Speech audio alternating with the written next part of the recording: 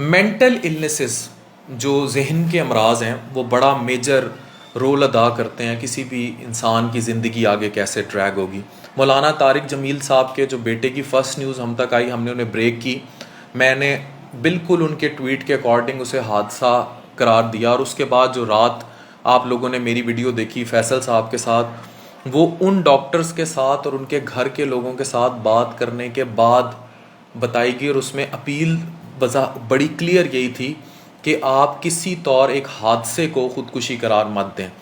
Clearly कुछ ऐसे वाक़यात हो चुके हैं जिसमें डॉक्टर अज़हर जो कि ख़ुद एक साइकेट्रिस्ट थे, फिर जहांगीर तरीन साहब के भाई का जो वाक़या था वो भी मेजर डिप्रेशन से था, और फिर मैं इसको किसी तरह कोई और नाम नहीं देता, हादसे का ही नाम देता हूँ जो मौलाना तारिक जमील साहब ने दिया। वाक़ये की डिटेल्स आप तक आ चुकी हैं, डिटेल्स मेरे पास बहुत पहले थी रात की पहली वीडियो तक जो थी मेरे पास ये डिटेल्स थी, और जब मैं आपने मेरी दूसरी वीडियो देखी उसमें क्लियरली मेरे पास इस टाइम फ़ोन पे हैं डॉक्टर रिजवानुल हक हसनैन सिद्दीकी साहब। ये FCPS साइकेट्री हैं और ये इन डिसऑर्डर्स को बड़ी अच्छी तरह समझते हैं।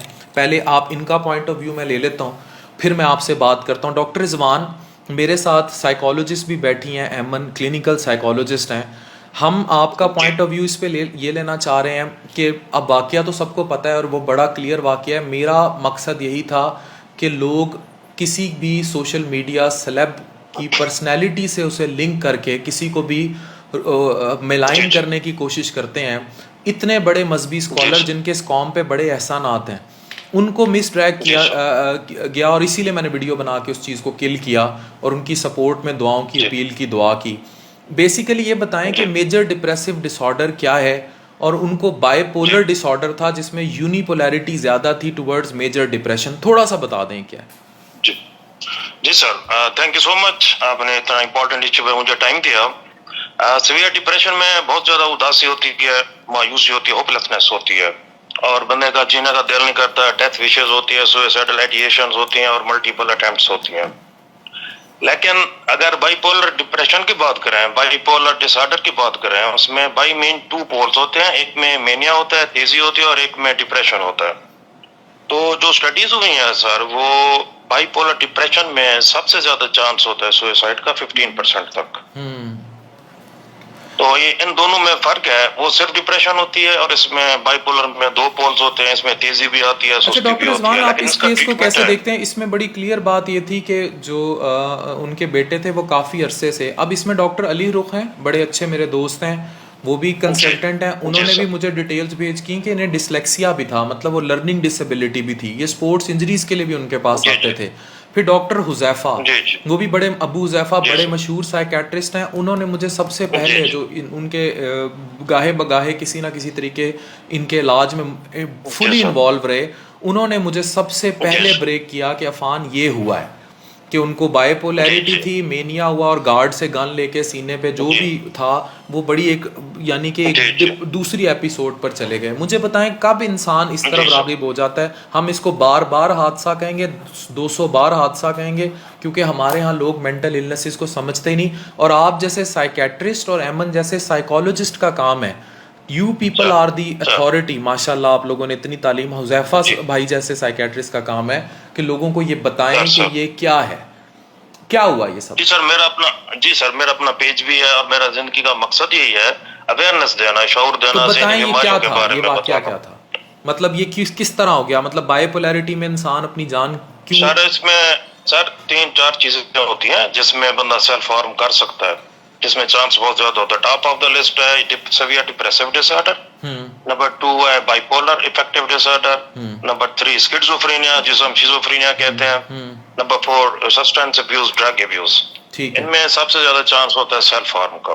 सही है। और अगर इसके साथ डिसेबिलिटी हो, IQ कम हो बंदे का, उसमें बिहेवियर डिस्टर्बेंस बहुत ज्यादा होते हैं, एग्रेशन होता है, उसमें बंदे का पता नहीं चलता कि वो क्या कर रहा है। सही है। एक इम्पोर्टेंट बात मैं आपको बताता चलूं, इन सब बीमारियों में होती हैं हेलुसिनेशंस, मतलब कानों में गैब की आवाजें आती हैं, और वही आवाज कहती है बंदे को भी उठो, गन लो और अपने आप को शूट करो या किसी दूसरे को मार दो। सही है। हेलुसिनेशन। ये एक इंतहाई क्वालिफाइड साइकेट्रिस्ट आपसे बात कर रहा है जी। फिर जी सर, एडिटरी हेलुसिनेशंस होती हैं, जिससे बंदे का सबसे ज्यादा एक होता है कमांडिंग हेलुसिनेशन, स्किज़ोफ्रेनिया में या बाइपोलर में कमांड मिलती है, उठो ये करो, ये काम करो, सही है। जंप लगाओ, नीचे जंप लगाओ, नहर में कूद जाओ या अपने आप को शूट कर दो। तो ये सारे प्रॉब्लम है सर, इलनेस है, बहुत बड़ी बीमारी है, लेकिन ट्रीटेबल है, काबिल इलाज है, हम कंट्रोल कर सकते हैं। तो ये सब सारा वाकया था, ये बड़ा क्लियर है। स्टिल जितने भी लोग देख रहे हैं मेंटल इलनेसेस को समझें। आपके घर में भी लोग जी ऐसी सर। किसी डिप्रेशन से गुजर सकते हैं। बॉलीवुड के बड़े मशहूर अदाकार जिनमें दीपिका पादुकोण थी और भी बहुत सारे जी इस डिप्रेसिव इलनेस से गुजरे हैं और उनको होते हैं। अब मैं आता हूँ डॉक्टर रिजवान आपकी तरफ। डॉक्टर अहमद ये बताएं कि इतनी डिप्रेसिव इलनेस जो थी, जैसे ये वाकया हुआ, इसमें क्या क्या मूड स्विंग्स होते हैं और किस तरह डील करना चाहिए? इसमें सबसे पहले अगर हम डिप्रेशन की बात करें तो डिप्रेशन के अगर आप अल्फ़ाबेट से देखें कि उसमें क्या है, तो वही हमें बता रहे हैं कि उसमें क्या क्या बिहेवियर चेंजेस और क्या क्या मूड चेंजेस आती हैं। अगर हम डिप्रेशन के डी को ले लें तो मीन डिप्रेस मूड, ई मीन एनर्जी लोअर डाउन हो जाती है, इसी तरह जो है उनकी ईटिंग रेंज ख़राब हो जाती है, स्लीपिंग चेंज आ जाती हैं, और सबसे बड़ी चीज़ है सुसाइडल थॉट्स। और जिस वाक़े पे हम बात कर रहे हैं तो अगर उनके अंदर बाईपोलर था तो जैसे हमें डॉक्टर साहब ने भी बताया कि इसमें इंस्ट्रक्शंस मिलती हैं उस इंसान को, जो कि हेलुसिनेशंस होती हैं, ऑडिटरी होती हैं, विजुअल होती हैं, जिसमें उसे बिल्कुल ऐसा ही फील हो रहा होता है कि मुझे कोई और इंस्ट्रक्ट कर रहा है, प्रॉपर्ली मेरी लाइफ को कंट्रोल कर रहा है। ये एक साइकोसिस की स्टेट है, ठीक है, जो कि हमारे पास अभी तक भी इस हद तक ट्रीटेबल नहीं है, बट मैनेजेबल ज़रूर है, क्योंकि ये साइकोसिस की स्टेट्स ऐसी स्टेट्स होती हैं जिसमें आपका जो ब्रेन है वो एक हद तक उसमें चेंजेस आना शुरू हो जाती हैं, ब्रेन के स्ट्रक्चर के अंदर भी। तो डेफिनेटली उससे जब ब्रेन का हर पार्ट जो है वो आपकी डिफरेंट फंक्शनिंग को कंट्रोल कर रहा है, तो फिज़िकल चेंजेस भी आती हैं। अब हम क्या करते हैं, हम सिर्फ फिज़िकल चेंजेस को ही नोट करते हैं, उन्हीं का ही ट्रीटमेंट करते हैं, हम कभी भी रूट कॉज को नहीं जानते कि ये हो क्यों रहा है, ठीक है। जैसे कि अगर फॉर एग्जांपल अगर हम बात करें कि चाइल्डहुड से आपका कोई एक ट्रॉमा चला आ रहा है, कोई स्ट्रेस चला आ रहा है क्रोनिक, तो वो भी आगे जाके बाइपोलर में कन्वर्ट हो सकता है, जो क्रोनिक स्ट्रेस है लॉन्ग टर्म। हम कभी उसको फॉलो नहीं करेंगे क्योंकि हम मेंटल हेल्थ को इम्पोर्टेंस देते ही नहीं हैं, हम समझते ही नहीं हैं इस चीज़ को। तो डेफिनेटली इन सारी चीज़ों से निकलने के लिए, फिजिकली भी फिट रहने के लिए, हमें सबसे पहले जो है वो मेंटली फिट होना होगा। तारिक जमील साहब का ट्वीट पढ़ सकते हैं, इन्होंने इसे हादसा करार दिया, मैं भी इसे हादसा करार दूंगा। मैं वो तमाम लोग जो सीवियर मेंटल डिप्रेसिव डिसऑर्डर में जाकर किसी भी तरह एक हादसे का शिकार हो जाते हैं, वो हादसा ही होगा, हादसा ही रहेगा। डॉक्टर रिजवान, एक लास्ट कमेंट लूँगा। आपने पेशेंट्स को एक्सट्रीम पे जाते देखा होगा, आपकी सारी ज़िंदगी साइकेट्री में गुजरी है, आप भी स्पेशलाइज्ड हैं, मैं भी स्पेशलाइज्ड हूँ अपनी फील्ड में, हमारा भी बहुत ज़्यादा इनकाउंटर होता है। और पाकिस्तान में अब डिप्रेशन, एंजाइटी हालात की वजह से बहुत कॉमन है। लेकिन जिन लोगों को ये डिसऑर्डर्स हो जाएं, मतलब वो वाकई ही इसके अंदर यानी कि इस कदर चले जाएं, देखिए माइल्ड डिप्रेशन, मॉडरेट तो हर किसी में वे फीचर रहते हैं, लेकिन जो क्रॉनिकली इन चीज़ों का शिकार हो जाएं, how to cope them up. और ये वाले मेजर डिप्रेसिव डिसऑर्डर्स कितने कॉमन है? ओवरऑल डिप्रेशन तो है ही, मेजर डिप्रेसिव डिसऑर्डर्स कितने कॉमन है? बहुत कॉमन है पाकिस्तान में। अगर प्रीविलेंस देखा जाए तो 35% डिप्रेशन और एंजाइटी वगैरह हम इकट्ठा करें, 35% प्रेविलेंस, 100 में से 35 बंदों को है जो जिन्हें ट्रीटमेंट की जरूरत है। और आपने सर बड़ा अच्छा सवाल किया। इसका ट्रीटमेंट हम करते हैं, एक मॉडल है जिसे कहते हैं बायोसाइको सोशल मॉडल, हम उसको फॉलो करते हैं। ठीक है। ये इतनी बड़ी बीमारी है, सिर्फ ये भी दवाएं दे देना या बात कर देने से ठीक नहीं होती। Biological treatment, psychological and social treatment. Biological treatment आ जाता है, इसकी मेडिसिन देते हैं हम सर, उस मेडिसिन से केमिकल का इम्बैलेंस जो होता है उसको बैलेंस करते हैं, जो सेरोटोनिन डोपामिन कम हो जाता है, नॉन एपिनेफ्रिन। और जो रेजिस्टेंट 10% रेजिस्टेंट डिप्रेशन होता है, जो सुसाइडल बनता है बाद में, दवाइयों से ठीक नहीं होते, उनके लिए ECT is the treatment of choice. और ये इस पे थे, इलेक्ट्रिक कन्वल्सिव थेरेपी पे ये मौलाना तारिक जमील साहब के बेटे थे, बाकायदा ECT पे थे। यस, बस वो इसकी निशानदेही है, भी वो सवियर थे।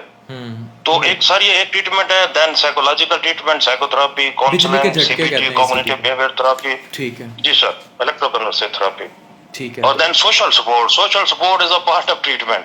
जब तक घर वाले साथ नहीं देंगे, मानेंगे नहीं, बीमार है, ले नहीं जाएंगे, मेडिसिन नहीं देंगे वक्त पे, डॉक्टर के साथ ये कंसल्ट नहीं सब खैर करेंगे, उनको ट्रीटमेंट तो ये बहुत अच्छा ट्रीटमेंट मिल रहा कंप्लीट नहीं था। हो। मैं यहाँ बहुत इंपॉर्टेंट एक बात करूँगा जो आप लोगों को, जो मैंने आप लोगों को पहली वीडियो बताई, मैंने उसमें तन्हाई का जिक्र किया। That was point toward this social issue, और मैं उसमें मैंने वो Sport, न्यूज़ yes. ब्रेक की थी कि सोशल सपोर्ट दी जाए, और वो मैंने पहली वीडियो में Yes. एग्जैक्टली न्यूज़ ब्रेक करते हुए कहा कि कोई तनहा ना रहे। दूसरी वीडियो में जब मेरे बिल्कुल, पास इसकी exactly. मेडिकल डिटेल्स आ गई थी, मैंने आपसे वो रिवील की। अब ये तीसरी वीडियो जो मैं इस इशू पे बता रहा हूँ, मैं फिर कहूँगा कि हम मौलाना तारिक जमील साहब और उनकी फैमिली के साथ खड़े हैं, और कोई भी बिल्कुल। जाहिल चाहे किसी भी फॉर्म में हो, अगर वो इन चीज़ों को नहीं समझता और वो इसे हादसा करार नहीं देता, या वो चीज़ों को तोड़ मरोड़ के पेश करने की कोशिश करता है, तो वो निगलेक्ट करता है इस मौशी नॉर्म्स को भी, और वो वाकई ही एक जाहिल है, चाहे वो किसी भी फॉर्म में, जी बिल्कुल, किसी भी फॉर्म में जी हो, वो बिल्कुल। एक ऐसे बिल्कुल।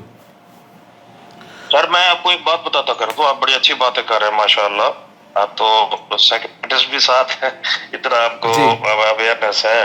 सर इतनी मायूसी हो जाती है, इतना बंदा बेबस हो जाता है, इस केमिकल्स की जो डेफिशिएंसी होती है। मैं नहीं कह सकता इसको आराम मौत या खुदकुशी। मैं सर एज ए साइकियाट्रिस्ट मैं चीज को नहीं मानता। ये एक सवेरी डिप्रेस्ड पर्सन कैसे ये जानबूझ के करे या हम उसको पल्ले पर लगा दे। बाकी ये हादसा है sir, I agreed. It's a हादसा, ठीक है। तो बस ये मेजर बिल्कुल, डिप्रेसिव बिल्कुल सर। डिसऑर्डर जो हैं, इनको समझने की ज़रूरत है, और इन हाँ इलनेसेस जी, को समझने जी। की ज़रूरत है, और बहुत कॉमनली रिपोर्टेड है ये sir. Thank you very much. आपने साइकेट्रिस्ट की भी बात सुन ली, आपने साइकोलॉजिस्ट की भी बात सुन ली। फैसल मेरे साथ हैं, समाजी रहनुमा भी हैं और डील करते हैं बहुत सारी इन ऐसी इलनेसेस को। मुझे ये बताएं फैसल, जो हमने रात बात कही थी, उसके बाद यूसुफ जमील साहब की वीडियो आई, हू बहू वही बात थी जो हम कर रहे थे। सेम वही बात, क्योंकि आपने भी कोई जो साइकाट्रिस्ट और जो साइकोलॉजिस्ट है उनसे डिस्कशन किया और उन्होंने आपको इन्फॉर्मेशन दी, उसके मुताबिक ही आपने वो बात की, और हमने भी बात की है कि वो थोड़ा सा उनका मसला था, और जो भी हुआ बहरहाल एक बहुत बड़ा सानिया है उनके लिए, बहुत बड़ा दुख है। नहीं, इसमें देखें, हम this video is purely meant to realize you people the importance of mental health. और हर डॉक्टर चाहे वो किसी भी स्पेशलिटी का है, वो हर लेवल पे मेंटल हेल्थ के पेशेंट्स को ज़रूर देखता है। इवन जितने भी लोग हैं जो मंशियात को डील कर रहे हैं, जो जनरल अपनी ओपीडीज़ कर रहे हैं, जो मैदे जिगर को डील कर रहे हैं, या जो आम किसी भी सर्जन, इवन न्यूरोफिजिशियंस, हर किसी को कहीं ना कहीं, इवन आम एमबीबीएस जितने भी डॉक्टर्स हैं, सबको कहीं ना कहीं डिप्रेशन, एंजाइटी, पैनिक्स, ये इन मरीज़ों से डील करना पड़ता है। Even other than medical field भी इनका पूरा इलाज ही ये होता है कि इनको तनहा ना किया जाए, जो मैंने पहली बात की थी वीडियो में। फिर रात जब हमारे पास ये सारी इन्फॉर्मेशन आ गई, जो हमने दोबारा बात की, तो मैं फिर वही कहूँगा कि मेंटल हेल्थ की इम्पॉर्टेंस बड़ी ज़रूरी है। इस पे सबसे पहला काम ये है कि ओवरऑल पढ़ी लिखी सोसाइटी को सामने आना चाहिए, और वो इस चीज़ को बीमारी समझे। अब जैसे तारिक जमील साहब ने हादसा कहा, तो इट्स अ हादसा, और यह हादसा आप में से भी किसी के घर हो सकता है। मैंने अभी साइकेट्रिस्ट जब थे तो मैंने बड़े बड़े नाम लिए कि कितने लोग इसका शिकार हो चुके हैं। जहांगीर तरीन साहब के भाई ऐसे ही है। डॉक्टर अज़हर खुद साइकेट्रिस्ट थे, वो इस तरह मतलब उनका भी हुआ। तो यह हादसा है, इसको हम बिल्कुल भी उसमें नहीं लेते, लेकिन जो तारिक जमील साहब ने खुद काम उसी को एंडोर्स करते हैं। लेकिन हम सबको भी समझना चाहिए, हम में से भी सब कभी ना कभी डिप्रेशन, एंग्जाइटी सबसे लड़ते हैं, और ऐसा कोई भी सानिया किसी के घर भी हो सकता है, और सब तारिक जमील साहब के साथ भी खड़े हैं, और ओवरऑल सबको पॉजिटिवली मुस्बत तरीके से सपोर्ट करना है। बिल्कुल सही बात है। देखिए, पहले बजाते खुद मैं जो डिप्रेशन को एक ना समझता था कि जैसे कोई टेंशन होगी, थोड़ा सा परेशानी होगी, उसको मैं समझता कि एक आम सी बात है, लेकिन बेसिकली एक बीमारी होगी, एक किस्म का आजकल तो हर दूसरे बंदे को ये सिलसिला है, मेजर में चले जाता है। हाँ, कुछ ज़्यादा ऐसे ही है। तो बहरहाल ये है कि अगर उनके साथ ये इतना बड़ा हादसा है, तो हम बेहतरी के बतौर एक हम मुसलमान और पाकिस्तानी हमें चाहिए कि हम उनके इस दुख दर्द में शरीक हों और उनकी मग़फ़रत फरमाए और दुआ गुआएं कि जैसे उन्होंने कहा कि अल्लाह ताला उनकी अपने बारगाह रहमत में उनको जन्नत फ़िरदौस जगह अता फरमाए। आपने एक मूवी देखी होगी तारे ज़मीं पर, मैं आखिर में उसका जिक्र करूँगा। अगर वो बच्चा सोशली सपोर्ट ना किया जाता और उस तरह ना संभाला जाता और वो कल को, जैसे उसे भी डिसलेक्सिया था, इस बच्चे को भी था, और वो बड़ा हो जाता है और वो फ्यूचर में किसी ऐसे हादसे का शिकार हो जाता है, तो अगर आपके घर ऐसा कोई बच्चा होता है, बाज़ औक़ात ऑटिस्टिक चाइल्ड होते हैं, ऑटिज़म का शिकार बच्चे इतने एग्रेसिव होते हैं, तो उसको आप क्या नाम देंगे और उसकी फैमिली के साथ क्या करेंगे? उसे आप हादसा कहेंगे और उस फैमिली के साथ जाके ऐसे खड़े हो जाएंगे जैसे आपकी अपनी फैमिली है। औलाद से कीमती कोई चीज़ नहीं होती। Smallest coffins are most heavy once.